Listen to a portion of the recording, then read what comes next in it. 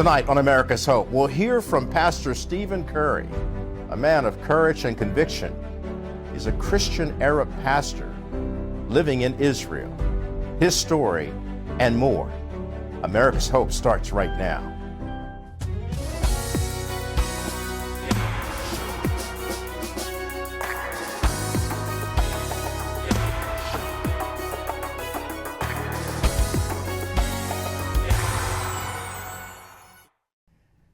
From the NTD Global Headquarters in New York, I'm Kelly Wright, and this is America's Hope. Good evening. Thanks for joining us this hour.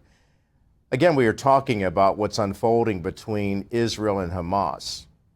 Israeli forces going into Rafah. Hostages still being held captive by Hamas terrorists. And then on our college campuses, we're still seeing an eruption of anti-Israel protests. So what's going on in Israel right now? How are people getting along? How are they dealing with this crisis that they're facing that some would say poses an existential threat to Jewish people, to the Jewish state? And how should Americans care? Why should they care? Well, our next guest tonight is a pastor, a Christian Arab pastor, a Palestinian, who grew up in Bethlehem and lived in Jerusalem. It's an amazing story of how his faith has propelled him to stand in the midst of fear and exercise faith over that fear to help people come together. And then tonight we're going to hear from Isik Abla. She grew up in a Muslim household in Turkey. We'll hear what her experience was like growing up there. And then Lana Silk, who will talk about her organization called Transform Iran. And she would tell us her remarkable story of growing up during the initial reign of the Ayatollah. All that and more right here. Let's get started with Pastor Steven Khoury. My name is Pastor Steven Khoury. I was born in Jerusalem and grew up in the birth city of Christ, the city of Bethlehem. And what do you do now here in the region in terms of helping people spiritually and emotionally with what they're confronted with almost on a day in, day out basis, and that's perhaps dissension, division, and now, because of October 7th, fear? When October 7th happened, the war started, innocent lives were lost. It was natural for us to continue doing what we do, but now it's almost was magnified to almost 100% bigger because we're preaching love and forgiveness and grace as a Christian message, non-political message, our message about love, forgiveness. Christ says to love your neighbor as yourself, to love your enemies, love those who persecute you, and so forth. So it was natural, but it was unnatural as well, because constantly, Kelly, in Israel and the Palestinian mainframe. I mean, I was here all my life, grew up here till today, minus a few years going to Bible college. This has been all of what I've known growing up. So I've seen bloodshed, body parts growing up, going to school, and the bus stops. It's been a part of my reality. But October 7th is different. It hit home for a lot of people. It was a dividing line between friends who are Jewish and Arab friends who grew up together, who go to school together, or who live to go work together. Majority of Arabs and Jews here work together, not necessarily live together. The tension was different. So we saw it take into action where Christians either went in a closet and hid because they're afraid to speak out, or Christians became more aggressive in preaching and teaching the message of love, forgiveness, and grace.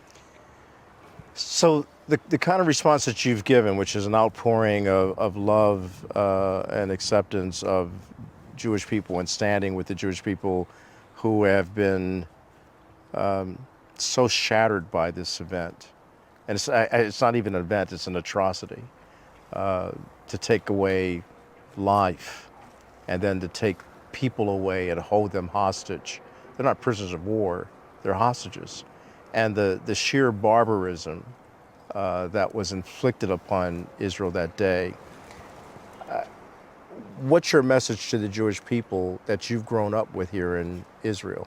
What happened October 7th to the innocent civilians, it is unacceptable to any man of faith, any man of common moral value, any common moral scale, if I may. Even many of my Muslim friends and Arab friends who are not, there's a political Islam and there's religious Islam. Those who are adhere to the religious aspect of it, who are against violence, and they are against October 7th, but of course they can't speak out, because if they speak out, then they'll be tamed as traitors by the fanatical extremists. But there is hope.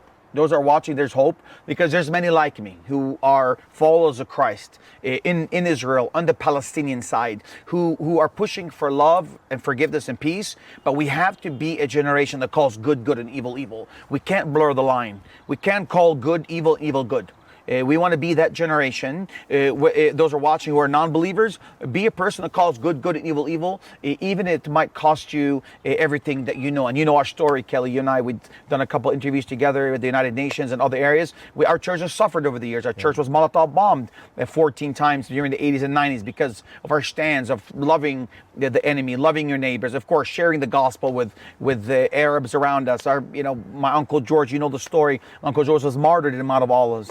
I was physically beaten viciously when I was 16 and a half or 17, because I had the audacity to share the gospel with a young man who came from a very large Muslim family, and my sharing with him, discipling him, bared fruit, and that fruit was him. He was convinced who Jesus Christ is. So we don't convert people. We just clarify who Jesus Christ is to people. We clarify misconceptions. And we clarify misconceptions, it leads to a ripple effect of people wanting to be drawn into a relationship with Jesus. And that's what I invite every person watching, is to explore who Jesus is, explore his message. If you don't want to convert, don't convert, that's fine. Explore who Jesus is, explore his message. And it's probably right now, it's going to be the best thing an Israeli, a Jew could have, is an Arab that believes in Jesus. Because if an Arab believes in Jesus, then he is an Arab that values all life around him.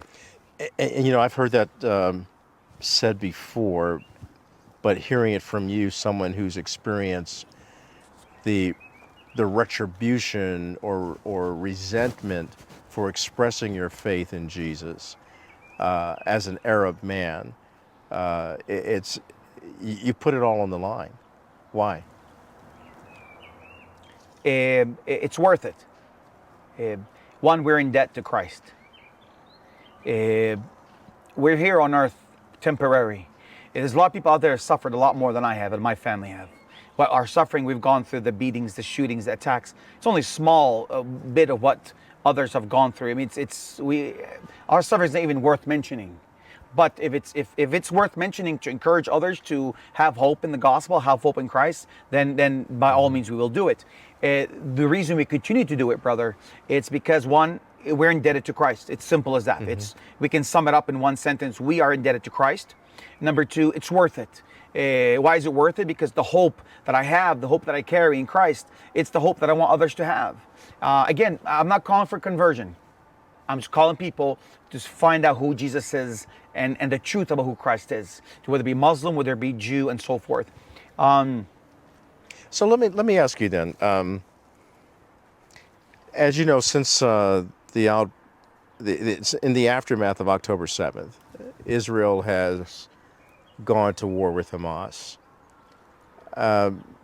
What's your message to Palestinians, especially Palestinians living outside of the region? What's your message to the world to say, hey, there are Palestinians here who do not like what happened on October 7th, and they want to see peace because, as you stated earlier, they were neighbors to Jewish people, they were neighbors to Christians, they were neighbors to fellow Muslims. It's a good question. It's also a tough question. Here's why. There is suffering on the Palestinian side, and we can't deny that.